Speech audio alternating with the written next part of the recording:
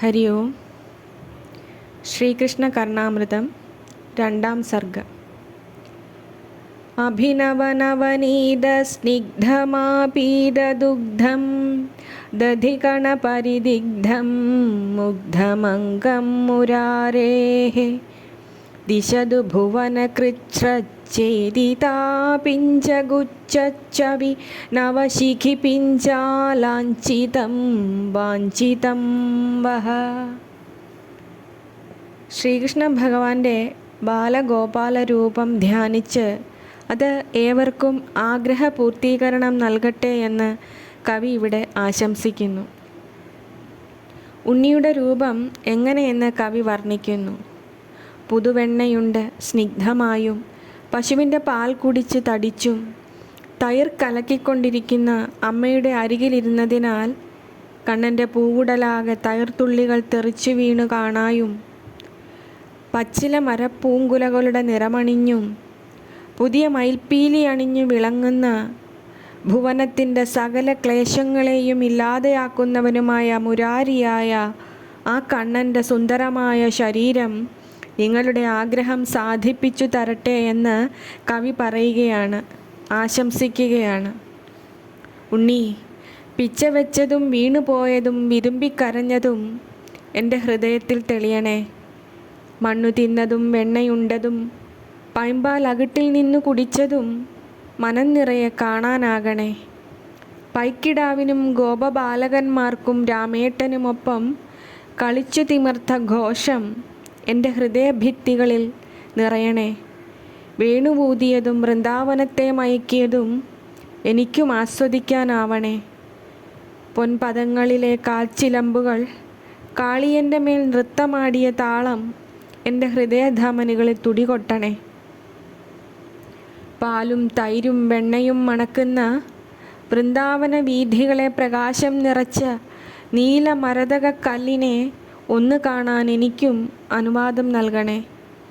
ആ നീലക്കല്ല് സദാ എൻ്റെ കണ്ണിൽ പ്രതിഫലിക്കട്ടെ. ആ നീലക്കല്ല് എൻ്റെ ഹൃദയപത്മത്തിൽ ഞാൻ എടുത്തു വച്ചോട്ടെ. ആ നീലക്കല്ലിനെ ഞാൻ എൻ്റെ വിരലുകളാൽ തഴുകിക്കോട്ടെ. ആ നീലക്കല്ലിനെ പുൽകി പുൽകി എൻ്റെ ശ്വാസം അതിൽ ലയിക്കട്ടെ. അനുവദിച്ചാലും നാരായണ. യാം ദൃഷ്ട്വാ യമുനാം പിപാസുരനിശം വ്യൂഹോ ഗവാം ഗാഹതേ വിദ്യുത്വാനിധി നീലകണ്ഠനിവഹോ യാം ദ്രഷ്ടുമുത്കണ്ഠദേ ഉത്തം സായതമാല പല്ലവമിതി ചിന്തന്തി യാം ഗോപികാഃ കാന്തിഃ കാളിയ ശാസനസ്യ വപുഷഃ സാ പാവനി പാതുവഃ. യമുനാ നദിയുടെ തീരത്ത് കാളിയമർദ്ദനം കഴിഞ്ഞ് ശോഭിക്കുന്ന ഭഗവാന്റെ ശരീരകാന്തി വർണ്ണിക്കുന്നു കവി ഇവിടെ. ആ നീലകാന്തിയുടെ പ്രവാഹം എപ്പോഴും കാളിന്തിയിലെ ജലം കുടിക്കാൻ ആഗ്രഹിക്കുന്ന പൈക്കിടാങ്ങളുടെ കൂട്ടം ഏതൊന്നിനെ കാണുമ്പോൾ ചെന്നിറങ്ങി മുങ്ങുന്നുവോ, മേഘം കാണാൻ തിടുക്കമുള്ള മയിൽക്കൂട്ടം ഏതൊന്നു കാണാൻ തിടുക്കപ്പെടുന്നുവോ, മുടിയിൽ ചൂടാൻ ഗോപസ്ത്രീകൾ തമാലവൃക്ഷത്തളിരെന്ന് കരുതി ഏതൊന്നിനെ നുള്ളിയെടുക്കുന്നുവോ, കാളിയനെ കീഴടക്കിയ കൃഷ്ണൻ്റെ ശരീരത്തിൻ്റെ ആ പാവനമായ കാന്തി നിങ്ങളെ രക്ഷിക്കട്ടെ എന്ന് കവി പറയുന്നു. ഭഗവാനെ, പൊന്നുണ്ണിക്കണ്ണ, നാരായണ, എവിടെയും തിരയുന്നത് ഈ നീല വെളിച്ചമാണ്. അത് എവിടെ കണ്ടാലും കണ്ണനെ ഓർക്കാറുണ്ട്. പല ചിന്തകൾക്കും ചോദ്യങ്ങൾക്കുമുള്ള മറുപടിയായി ഈ നീല വെളിച്ചം കാണാറുണ്ട്. എങ്കിലും ഉണ്ണി, നിനക്കായുള്ള തിരച്ചിൽ അവസാനിക്കുന്നില്ല. എന്തായി, എങ്ങനെയായി ഉണ്ണി അരികിലെത്തുക എന്ന് അറിയില്ലല്ലോ. അതുകൊണ്ട് സദാ ഈ നീലകാന്തി പ്രവാഹം ഉള്ളിൽ നിറയട്ടെ. ചിലപ്പോൾ അവിടുത്തെ വലിയ കൃപയാൽ ഒരു നൊടിയെങ്കിലും ഈ നീലപ്രവാഹത്തെ സ്വപ്നത്തിലെങ്കിലും കാണാനായെങ്കിലോ എന്നാവാം ഒക്കെയും സാധ്യമാവുക. നാരായണ. ദേവഃ പായാത് പയസി വിമലേ യാമുനേ മജ്ജതീനാം യാചന്തീനാമനുനയപദൈർവഞ്ചിതാന്യം ശുകാനി ലജ്ജാലോലൈരലസവിലസൈരുന്മിഷത്പഞ്ചബാണൈർഗോപസ്ത്രീണാം നയനകുസുമൈരർച്ചിതഃ കേശവോ നഃ. തെളിഞ്ഞ കാളിന്തി ജലത്തിൽ കഴുത്തുവരെ മുങ്ങി നിൽക്കുന്നവരും തങ്ങളറിയാതെ എടുത്തുകൊണ്ടുപോയ വസ്ത്രങ്ങളെ താണു കേണു പറഞ്ഞുകൊണ്ട് യാചിക്കുന്നവരുമായ ഗോപസ്ത്രീകളുടെ ലജ്ജയും അലസതയും പൂണ്ട് കാമശരങ്ങൾ അയച്ചുകൊണ്ടിരിക്കുന്ന നേത്രപുഷ്പങ്ങളെ കൊണ്ട് പൂജിക്കപ്പെട്ടുകൊണ്ടിരിക്കുന്ന ശ്രീകൃഷ്ണ ഭഗവാൻ നമ്മളെ രക്ഷിക്കണേ എന്ന് പറയുകയാണ് കവി ഇവിടെ. തന്നോടുള്ള അനുരാഗം ഭക്തിയാക്കി മാറ്റാൻ ഭഗവാൻ ചെയ്ത ഉപായമാണ് ഈ വസ്ത്രാപഹരണം. അവരുടെ ശരീരബോധവും ഞാനെന്ന ഭാവവും വെടിഞ്ഞ് പരമമായതിനെ മനസ്സിലാക്കിക്കൊടുത്ത് പൂർണ്ണമായും ശുദ്ധ ഭക്തിയാൽ അവരുടെ ഹൃദയത്തെ നിറയ്ക്കാൻ കണ്ണന് കഴിയുകയാണ് ഇവിടെ. ഭഗവാനെ, ഞാനെന്നോ എൻ്റേതെന്നോ എനിക്കെന്നോ ഉള്ള മിഥ്യാബോധം മനസ്സിൽ നിന്നും അകറ്റിത്തരയണമേ. സർവവും അവിടുന്നാണ്, സകലതും അവിടുത്തേതാണ് എന്നിരിക്കെ ഞാൻ എന്ന ചിന്ത എവിടെ വയ്ക്കും? അതില്ല തന്നെ. അഹം നശിക്കുമ്പോൾ അവിടെ ഈശ്വരൻ ജനിക്കുന്നു. സർവവും ഒന്നാണ്, സർവവും ആ ഏകമായതാണ്. അതിൻ്റെ സ്ഫുരണങ്ങൾ മാത്രമാണ്. അവസാനം എത്തുന്നതും അതിലേക്കാണ്. നാരായണ. മാതന്നാദഃ പരമനുചിതം യത്ഖലാനാം പുരസ്താദസ്താശങ്കം ജഠരപിഠരീ പൂർത്തയേ നർത്തിതാസി തക്ഷന്തവ്യം സഹജസരളേ വത്സലേ വാണി കുര്യാം പ്രായശ്ചിത്തം ഗുണഗണനയാ ഗോപവേഷസ്യ വിഷ്ണോഃ.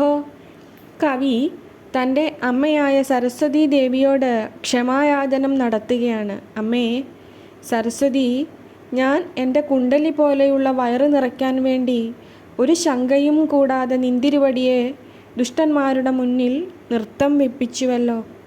അത് തെറ്റാണ്. ശുദ്ധയും വാത്സല്യനിധിയുമായ അമ്മേ, അത് ക്ഷമിക്കണമേ.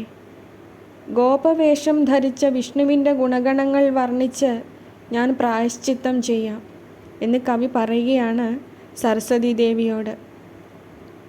അതായത് ഏത് മഹാപാപത്തിനും പ്രായശ്ചിത്തമാകും ഭഗവാന്റെ ഗുണഗണങ്ങൾ വർണ്ണിച്ചാലെന്ന് കവി നമുക്കും ഉറപ്പു തരികയാണ് ഇവിടെ. ശരിയാണ് അല്ലേ? പൊന്നു ഗുരുവായൂരപ്പനെ മനസ്സറിഞ്ഞ് ഹൃദയം നിറഞ്ഞ് ഒന്ന് വിളിക്കുമ്പോൾ തന്നെ നമ്മുടെയൊക്കെ ഹൃദയം എത്രമേൽ ശുദ്ധമാകുന്നുവെന്ന് ഏവർക്കും അറിയാം. അപ്പോൾ ആ ഭഗവാന്റെ, നാരായണൻ്റെ ഏറ്റവും തേജോമയമായ അവതാര രൂപം ഉണ്ണിക്കണ്ണനെ സദാ ചിന്തിക്കുകയും വർണ്ണിക്കുകയും പുളകം കൊള്ളുകയും ആനന്ദിക്കുകയും ചെയ്യുമ്പോൾ ആത്മാവ് ശുദ്ധമാകും. കന്മഷങ്ങളെല്ലാം അകന്നു പോകും. ചിത്തം നിർമ്മലമാകും. കാരണം ശുദ്ധ സത്യസ്വരൂപമായ ഭഗവാൻ ഉള്ളിൽ നിറഞ്ഞാൽ പിന്നെ അവിടെ പാപമോ ദോഷമോ ദുശ്ചിന്തയോ ഉണ്ടാവില്ല തന്നെ. നാരായണ. അങ്കുല്യഗ്രൈരരുണകിരണൈർമുക്തസംരുദ്ധരന്ധ്രം വാരം വാരം വദനമരുതാ വേണുമാപൂരയന്തം വ്യത്യസ്താം ഘ്രിം വികചകമലച്ഛായ വിസ്താരിനേത്രം വന്ദേ വൃന്ദാവനസുചരിതം നന്ദഗോപാലസൂനും. അങ്കുല്യഗ്രൈരരുണകിരണൈർമുക്തസംരുദ്ധരന്ധ്രം വാരം വാരം വദനമരുതാ വേണുമാപൂരയന്തം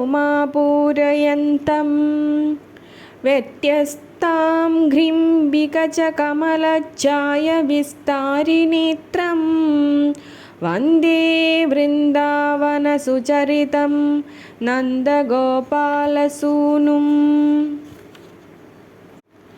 വേണുഗോപാലമൂർത്തിയായ പൊന്നുണ്ണിക്കണ്ണനെ വർണ്ണിക്കുകയാണ് കവി ഇവിടെ. ഓടക്കുഴൽ ഊതുമ്പോൾ താളമോടെ അതിൻ്റെ തുളകൾ തുറന്നു മടച്ചും കൊണ്ടിരിക്കുന്ന കൈവിരൽ തുമ്പിലെ ചുവന്ന നഖരശ്മികളാലും വിരിഞ്ഞ താമരപ്പൂക്കളുടെ ഭംഗി ചിന്തുന്ന മിഴികളാലും വൃന്ദാവനത്തിൻ്റെ പൂർണ്ണ പുണ്യവുമായ കാൽപ്പിണച്ചു വേണുപൂതുന്ന നന്ദഗോപൻ്റെ പുത്രനായ ശ്രീകൃഷ്ണനെ ഞാൻ വന്ദിക്കുന്നു എന്ന് കവി പറയുകയാണ് ഇവിടെ. കണ്ണാ, പൊന്നുണ്ണി, വേണുപൂതി അങ്ങ് ഏവരെയും പാട്ടിലാക്കി. ഒരു പുൽനാമ്പു പോലും അതിൽ മയങ്ങി നിൽപ്പായി. വൃന്ദാവന പുണ്യമേ, അവിടുന്ന് ഏത് ലീലകളാടിയാലും ഏത് രൂപമായി വിടർന്നാലും ഒക്കെയും പൂർണ്ണമായതും പുണ്യം നിറഞ്ഞതുമാണ്. സകല കർമ്മപാപങ്ങളെയും എരിച്ചു കളയാൻ ജന്മമറ്റു ശുദ്ധരാവാൻ ഭഗവാനെ അവിടുത്തെ നാമം ഹൃദയത്തിൽ വഹിക്കുകയേ വേണ്ടൂ. ആ നാമം ശ്വാസമായി സിരകളിൽ പ്രവഹിക്കുമ്പോൾ ഭഗവാനെ തലമുറകളോളം ശുദ്ധരായി തീരും. പുണ്യം നൽകാൻ മാത്രമല്ല അങ്ങയ്ക്ക് അറിയൂ, അങ്ങയ്ക്ക് അത് മാത്രമേ അറിയൂ. മോക്ഷവും പുണ്യവും നൽകാൻ മാത്രമേ അങ്ങയ്ക്ക് കഴിയൂ. പാപമെന്ന രണ്ടക്ഷരം അവിടത്തേക്ക് തീർത്തും അന്യമാണ്. നാരായണ.